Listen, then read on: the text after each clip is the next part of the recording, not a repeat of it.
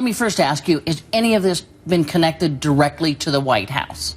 We've never looked for the White House other than the White House is not cooperating and continues to not cooperate. But no evidence linking any of this to the White House. I don't, but Candy, I don't play the game of no evidence. That's what the commissioner played. I know of no violation. What we do is we follow the facts.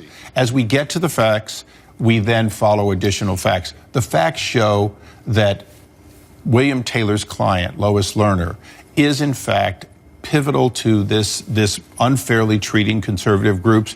We want to get that done and close it up. All this other information is part of what in Washington becomes interesting cover-up and diversion.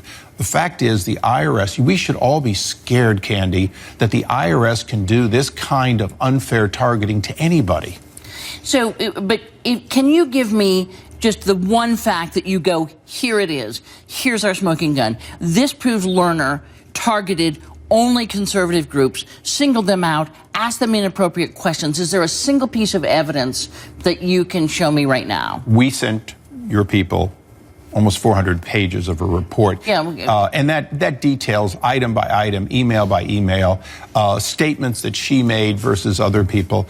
The nature of the beast, just like a criminal prosecution, is that you build a case. The fact is, our investigators have done all they can do so far. It was only a couple of days ago that we learned that, in fact, 1.1 million documents were unlawfully disclosed to the Department of Justice, and begs the question of the purpose. Why send all that documents? Some of it was publicly available. The rest of it was never to be sent. It's not that there aren't questions. My question, because there are, and there's suspicious timing, and there's all kinds of things you could point to. But is there a fact that you can point to that says, right here in this email, she says, go after these groups. I want you to particularly go after conservative groups, harass them, whatever. Is there a direct piece of information you can point to? It's a case file that's built, including her wanting to, musing about working for the president's 501c4, Organized for America.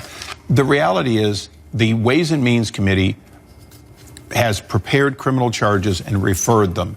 We have built a fairly extensive if you will, dossier of wrongdoing that individually and cumulatively adds up to wrongdoing.